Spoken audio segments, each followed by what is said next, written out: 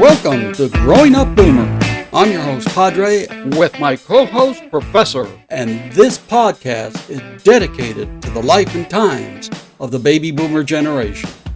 The show is loosely scripted, and sometimes we'll go down rabbit holes, and where it leads us to, one will never know. This podcast can be informative, funny, and sometimes irreverent. But most of all, we hope you find it entertaining.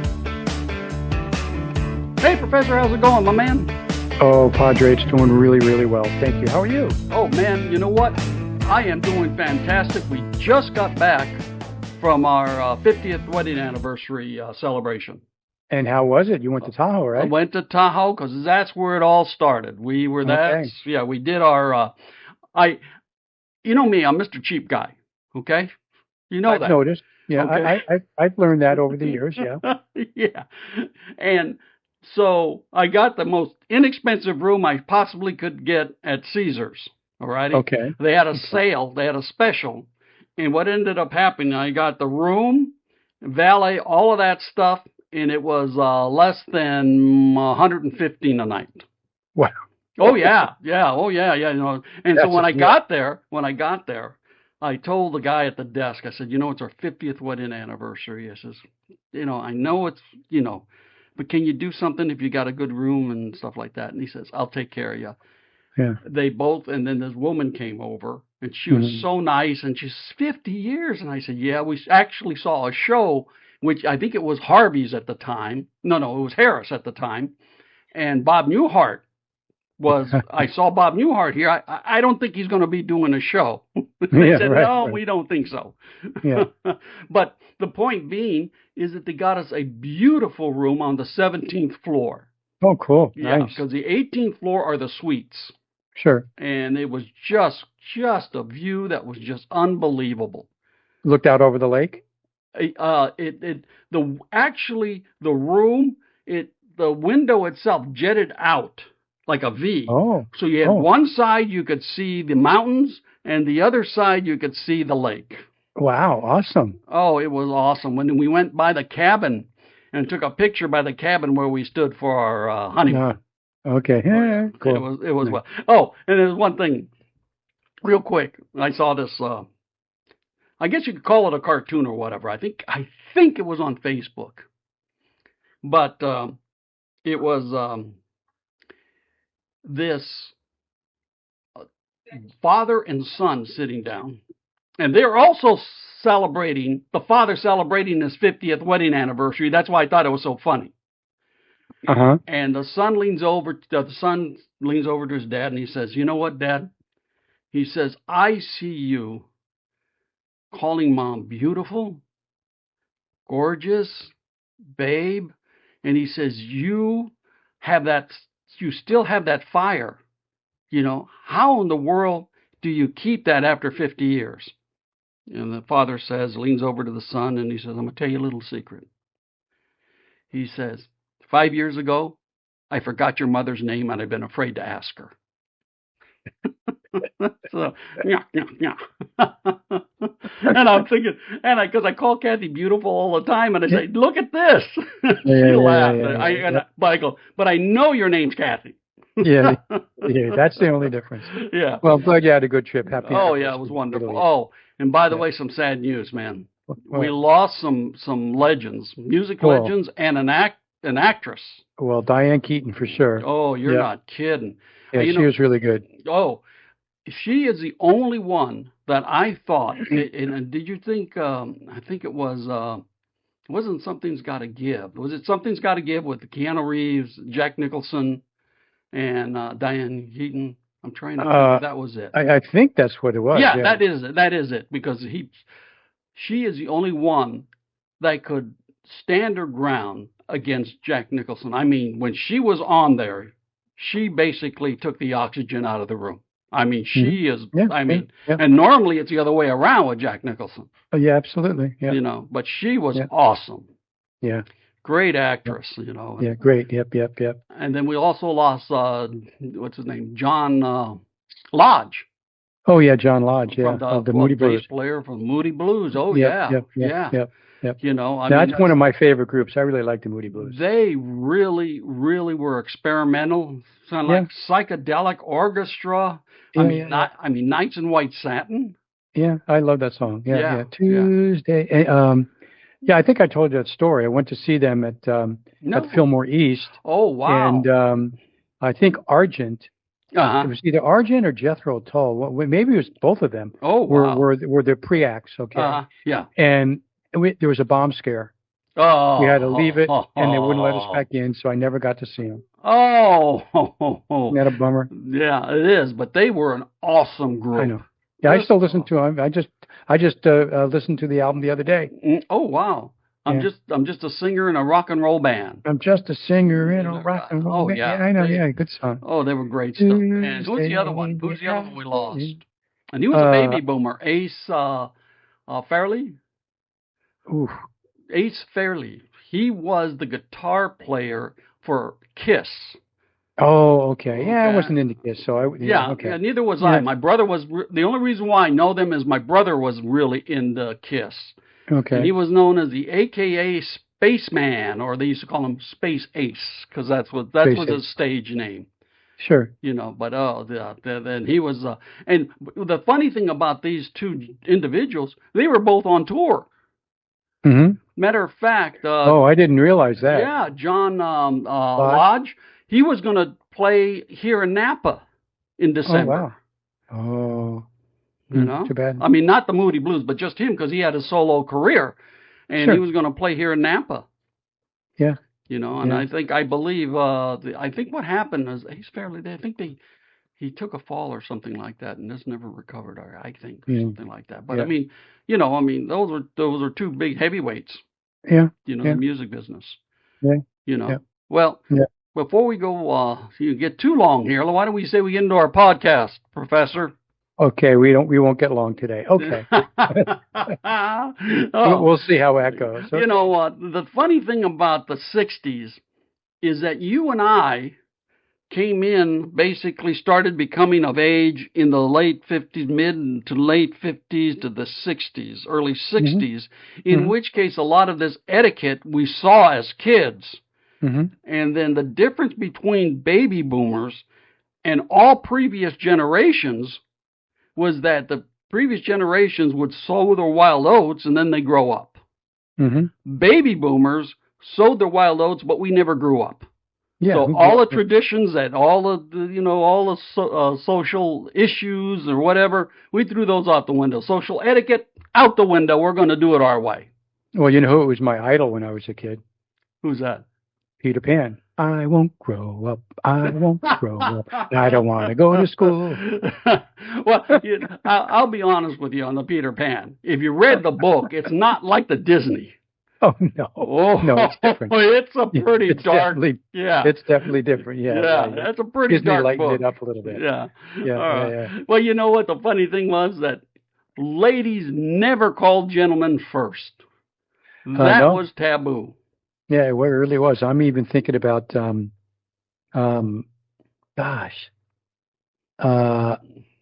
first dance that I ever went to. Mm-hmm. Okay. This girl wanted to go, and if I recall correctly, I had to call her. Yeah. And I was like 9, maybe 10. And you had to call, and the parents answered. No, and of course the parents answered. Who is this? You know, I don't remember her name. Is so and so there? I give this a dance. Oh yeah. So that was No, absolutely. The ladies never did that. Oh it was always the guys. Now that started to change. I think in the later '60s. Yes. To say the least. Yes. Yeah. With us. With us, yeah. With the baby boomers, that started to change. Yeah. I remember my mom telling me stories when she was in high school, and a senior. Because my granddad would not allow anything less than a senior, and one of her brothers had to go with her on the date. Mm-hmm. You know. Oh yeah, that happened all the time. Oh yeah. Yeah. In fact, I think we'll talk more about that. Yeah. How about when you have to stand up when others entered the room? Especially women.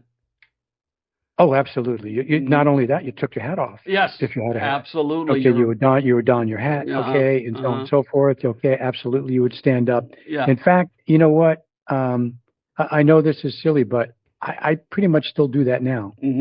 Okay, I mean, if somebody entered, I mean, if a guest are coming over, right, like that, if you know what I'm saying. Oh, sure. I would get up, so on and so forth. So, yeah. yeah. But no, you're right. That was it. That was it. Women came in, stood up, took off your hat if you had one on, and here you went on. Now, one we've talked about before. This one's your favorite, I know. My favorite, no elbows on the table ever. Ever. And I remember that ever. And I remember, I mean, that was my household. Okay, no elbows on the table and all sorts of stuff, and the next one too. But it was bad manners to have elbows on the table. Yeah. And I tried that, when our kids were young. Okay. It didn't go. I mean, Jackie she was not a no elbows on the table upbringing. Okay. So, okay. Anyway, we worked it out. Okay. Oh, good. As far as that's concerned. Right, so good. I just had to convey that to the kids. Yeah. So, But the other one that kind of goes along with it is children speak only when spoken to. Oh, yeah. Yeah. And in a lot of households, that's absolutely was it. Yeah. Especially at the dinner table. Yes. Okay. You really didn't talk. Okay. The adults did the talking, and you absolutely wouldn't just chime in. Now they just butt in anytime they want. Okay. well, wait. With this generation, you can't get them to talk because they're on their phone. Okay, if you can get them to the dinner table. Yeah, at the dinner table. They're like, what are you doing? Yeah, they're on their phone. Yeah. See, now that's what we have to no tell my phones grandson. at the table. Yeah, no phones at the table. Let's tell the grandson we have a dinner. I cook a nice dinner every Tuesday. And have as much of the family can come over and enjoy because we do that. We do that on Sunday. Right. Yeah. There you go. And then, no phones at the table. And you know who's the toughest one with that one? Who's tough? Who's not to have a phone on the table? Is my lovely wife. Really? Oh yeah. Thank goodness for DVRs. Okay. Because we're watching a program or a movie. She's supposed to be watching it, and then all of a sudden, something happens, and she comes up from her phone. Oh, what happened? What happened? Oh, rewind it. That's what happens, Yeah, I know. And it's interesting too because even in school, okay, you didn't do that. I mean, you had to raise your hand. Yes. And you had to wait to get called on. Yes. And things are different these days. I mean, just the lack of respect in the schools to the teachers these days just blows me away. It's abominable. Well, as far as I'm concerned, just a lack of respect. Period. Well, yes, I know. We're talking about you're right. Yeah. I know. Yeah, it's crazy. Yeah. Oh yeah. Now, the other thing that also is a big thing. Okay, you always RSVP'd. Oh yeah, you're right. And you did it formally too, because you knew usually you wouldn't get a phone call or an email. You'd get an invitation in the mail. Right. And there was an RSVP, and they expected you to send it back, yay or nay, if you're going to go. But that always was done that way. Yeah.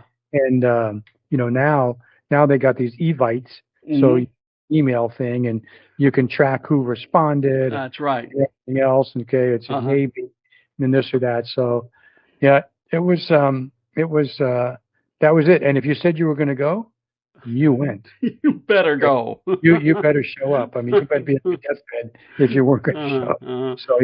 So crazy.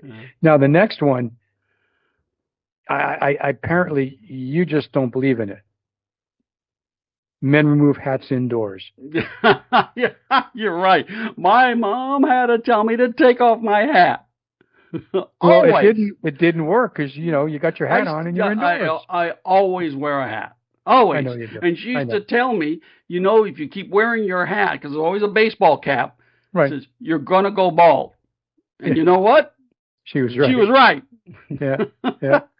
Hey, just a real side note, only because it just dawned on me, because I see which hat you're wearing. Yeah. And I started Tai Chi recently. Oh, And so 2 times ago, I'm in there and I started chatting. Oh, I have a Woodstock shirt. Oh, it says White Lake, right? So the guy says, White Lake, is that near Albany? I said, well, it's in this direction from Albany. He said, yeah. Okay. And so I kind of sensed that he was from there. So after his class was over, I said, "So you from New York?" He said, "Yeah." And I think he said Schenectady or something like that. And as he was walking out, I said, "So you're a Yankees fan?" He said, "Oh no." Okay, a Mets fan? He said, "Oh no, I'm a Dodgers fan, but a Brooklyn Dodgers fan." And I said, "I know somebody who's the same way." Yeah, but I was born and raised in L.A.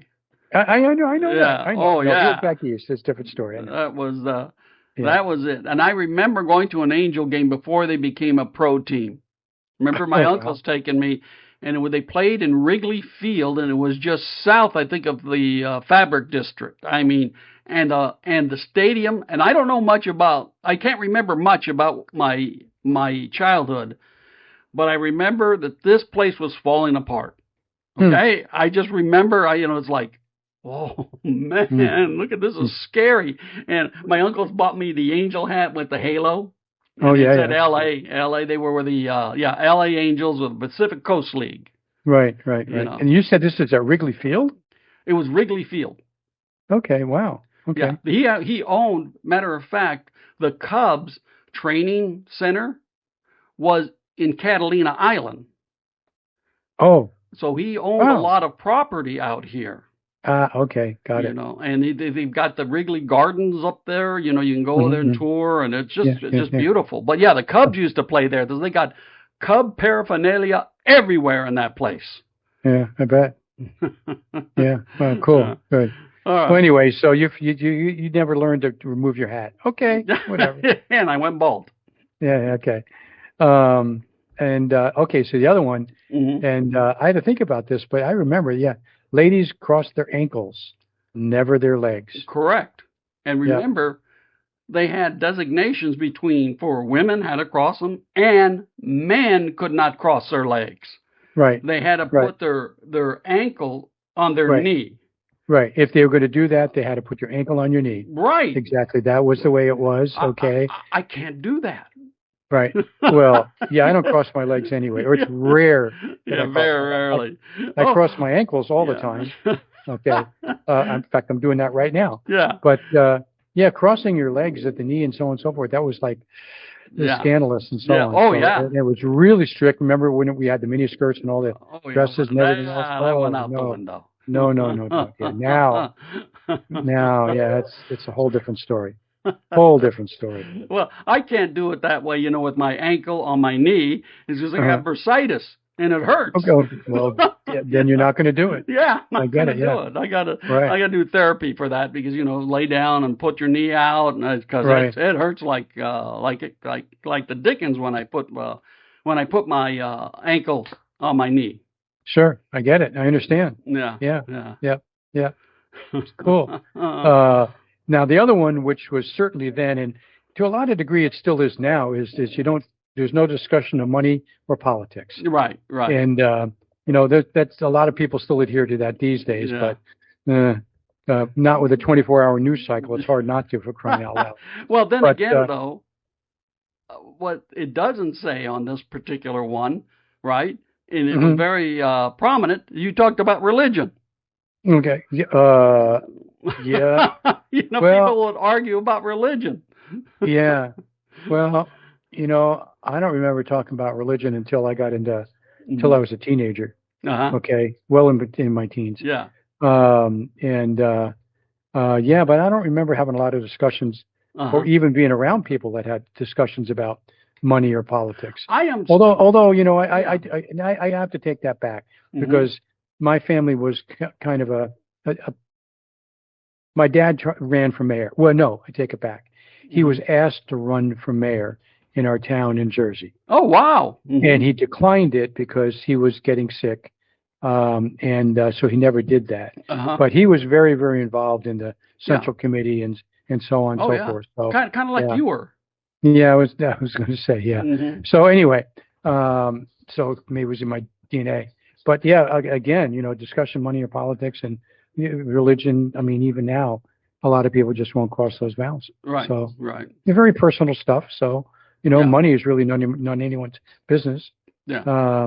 So anyway, it's hard not to talk politics with what's going on these days. But moving along. Yeah, but you know what? think about the politics when we were growing up. Yeah, I know that, but I know politics segregation. Yeah, there was all of that. Yeah. But at least it seemed like the two parties, and it's a two-party system, there was enough people that would talk to each other that things could get done. Usually. Yeah. There's exceptions, obviously. Okay, and a lot of the things that are going on now, no one would ever thought that we would have to be dealing with that stuff. But I think it's always been that way, but you made a great point, that the fact that we got the 24-hour news service, right? Cycle, yeah. Yeah. I mean, I'm sorry, the 24-hour news, they've got to come up with something. Well, I mean, let's be honest. I mean, we've always had issues with politics. Yeah, always. I understand. Yeah, you're talking about that. That's probably one of the things that I can't stand, why I can't watch a lot of news. Yeah. Because not only is it all the time, okay, but it's the same thing over and over over all day long. Yeah. And so it blows my head up. So I've had enough. Time out, big time out. Yeah. That's what to say. You want to be happy, just don't listen to the news. Yeah, absolutely. You got your hour, you got your 2 hours, that's it. Yeah, you don't need to repeat and repeat and repeat and repeat and repeat. Yeah. So the other thing, though, that I hadn't really thought about is proper mourning periods. Oh, yeah. You're absolutely right. Especially for women. This was really put on for women. I mean, they had to wear proper mourning clothes for a period They were supposed to wear black. I mean, they were really religious for a full year. Oh, yeah. Definitely limited social engagements. And there's all sorts of guidelines. I know in the Jewish religion, it's a 7-day you sit shiva. Right. And I do remember when my dad died, there were people in my house for 7 days. Yes. Okay. And I remember when other people being involved and doing all that kind of is very, very, very, very strict and very expected. And I mean, it's not that people don't mourn now, and not that there's not a mourning period, but it just, I guess it doesn't seem to be quite as formal as it used to be. That's about the best way I can describe it. It's like my sister-in-law says, right, with her husband. She says, if I go before my husband, I'll just be happy if he doesn't bring a date to the funeral. Okay. Yeah. Oh God. Yeah, that's nuts, crazy. Oh wow. Oh, yeah. How about calling cards and visiting hours? Oh, well, calling cards, visiting hours, I mean, you never just dropped in. Yeah. Never, ever. You had an appointment, okay, or basically your appointment was set up. Or if it was a time where you could go in and out, it was within a very specific time frame. Right. Yeah, it was an open house or whatever, an hour where you could just do that. But and calling cards, okay, was a very thing where you would just leave them around. Yeah, I was here, so on. So yep. Yeah, I don't remember. Well, no, I do remember making appointments. I never had calling cards. Yeah. So yeah, I didn't. Yeah. And what about the chaperones for young couples? Because you related to that just a little while ago. Yeah, for my mom. But in the 50s and 60s, that was pretty big time. Yeah. You basically didn't. Yeah. You didn't go anywhere. And if the opposite sex came into the house, depending on how old you were, the door was always open in your room if you were up there at all. Okay. It was very Yeah. Oh, very yeah. Strict. Oh, yeah. Very strict and very, the chaperone was a big deal. Yeah. Oh, yeah. Yeah, it was. Yeah. And you're talking about calling cards and stuff like that, right? Yeah. Yeah.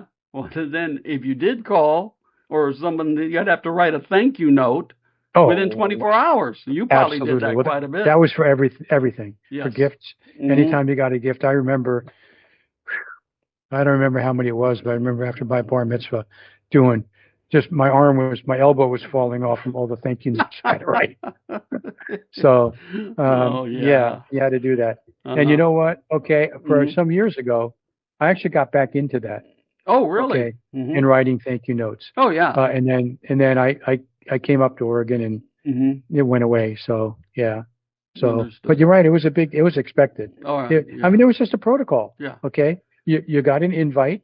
You RSVP'd. You went to the event. If it was a gift thing, you took a gift. Okay. Mm-hmm. Or if you received a gift, you would do a thank you note. Okay. And it was expected back then. And I know it still goes on these days. I don't have any statistics on it, but I'm talking about holiday cards. Yes. Okay. Mm-hmm. It used to be you always send holiday cards. Yes. And there are still a lot of people that do. But I just wonder how much that might have teetered off from a percentage basis. That's true. I don't know. That's true. I don't know. So anyway, Yeah. But now the other one, I don't know if I really remember this, Mm-hmm. Mm-hmm. but ladies always had to wear gloves in public. Oh, yeah.